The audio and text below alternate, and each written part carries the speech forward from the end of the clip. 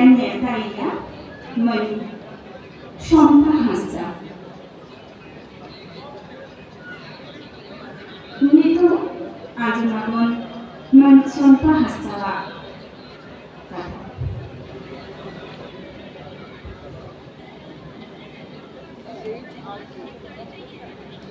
ᱡᱚᱦᱟᱨ दाराय कान आबुआ मारां परब सोहराय परब जहां दो हाथी लेकान परब बन मेना ताले सोहराय रेना गड जोहार साना कोठन चालू कना आबोरेन अनोलिया को जहां को बोंगा तला कान उनकुआ जागा बरानी रे पद जापा गड जोहार सामारे दुर्गाकान अनोलिया सावता दरदिया साना कोठन के पद जापा लासान है जोहार आर काटिक को लगी दो फोन तीले को दो आयो काटा बना को तीलो एने को जानी था लइते दो बांग बचा बताने প্রত্যেকটি ওড়া রনাগে মেটেন ব্যবস্থা ওনারে থামফোনটি তো যদিও বাবাই হইবা এন্ডরে হ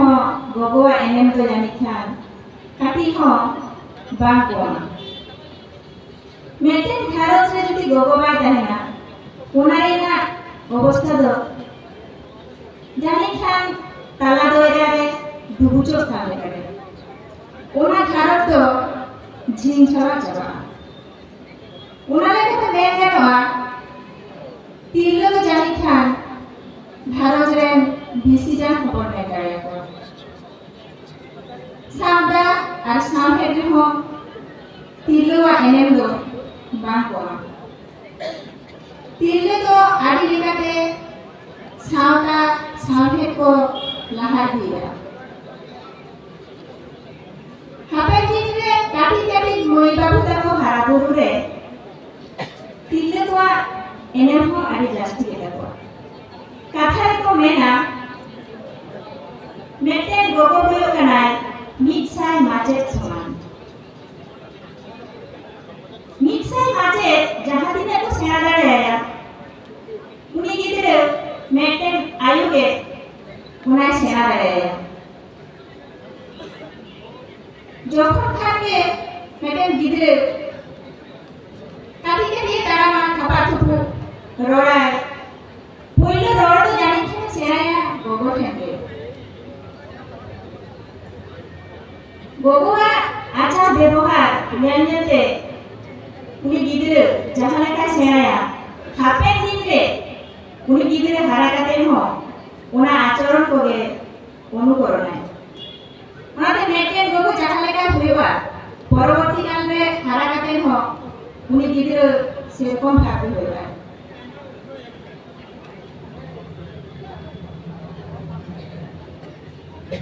যাহা লেখা আচার ব্যবহার সে উনিয়া গুণ তাহে না কোনটাকে উনি গিদরে হ পরবর্তী কালে ওনা হামে টারে ayo to hoyo kanai riya kana dale riya kana da jahan lage nyule tha mone jihi reyadwa shanti nyamwa konka ke gogowa rod anjom lekhan do meten dine jahan lage shanti nyamai una do jani khan okan ho ba nyama ar aywa kolege dharti na choto tona sores khao una khao jani khan dharti na गोटा पाकर दाड़ा पूरो रे हो कोना ठाव न पानी हो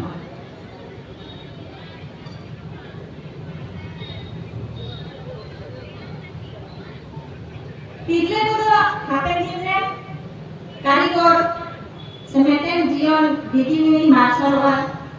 जहां लेकाते ओना लागि मेटेन स्तंभ बने दाड़े को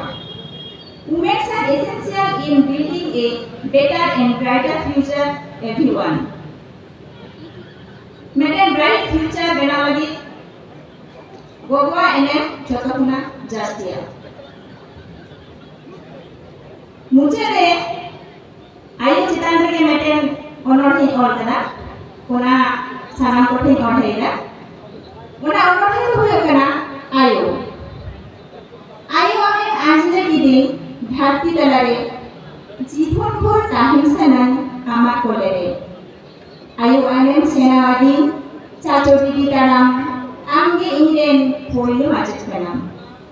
आमगे इंग्रेन सेनावादी चांदोले तालांगा जहान कमी आलिम बादिया ताहे लेखनान कथा आयु आनेम सेनावादी गेड़ाले कजुलु ओक्तो नापी बादी हुए उठियो आमगे सेनावादी झारेना लेका आतु Angin senawadi waktu sama teniyo. Angin senawin kan, angin min senal. Am tahin beto, ama umuling kajabarai. Jabar.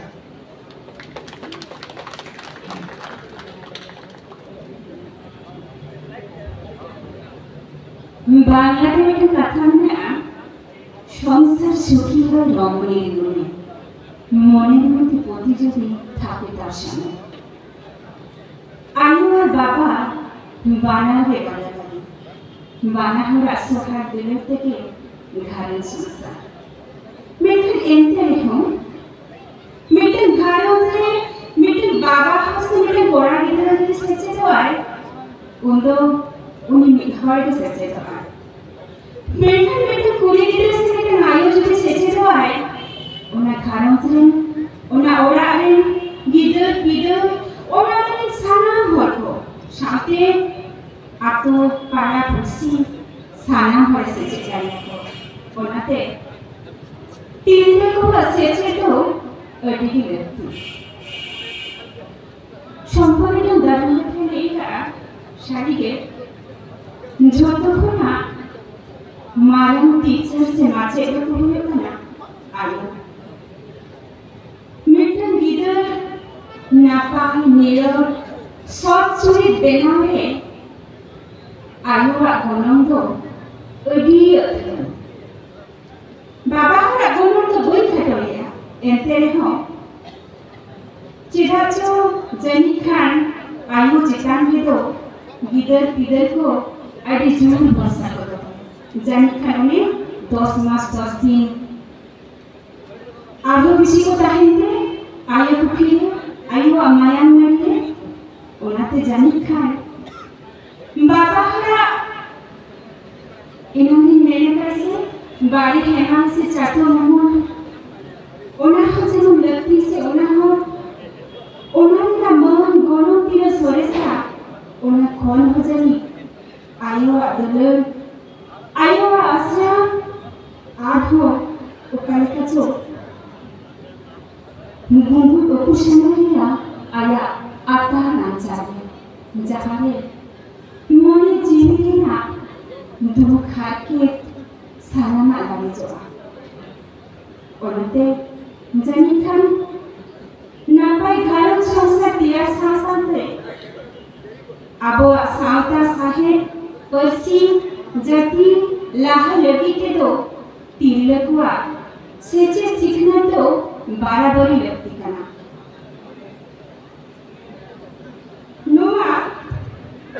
नोनी तो विश्राम का औषधे मन को चेठा चीज़ें रखना कोड़ा होने लेकरे तीरे को पूर बोलने सियोटे को परिचय रखना जो तो टोटा लेकिन तो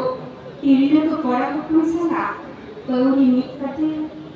पापन देखते जीवन का कारण रहा मारन से तोड़ी को हायरा घारों संसार जोगा जोतन तुलुके परसिया साहे धारा बुलु पूर्ण मुझे बचत रखना और साहे दिन नचातो रखोगे टंगी पावरा लोका इलुन बोलुन को बोलो उधर को कहना तीन अनबिया हुनर रासा ते पेरे सारे रखना नाना हुनर सांधे सांधे অনহে অনল কাহিনী আইনা হুনার হুরেন সেজন Bahasa Indonesia Lama lekla di santai di kursi sakit rumah Wanita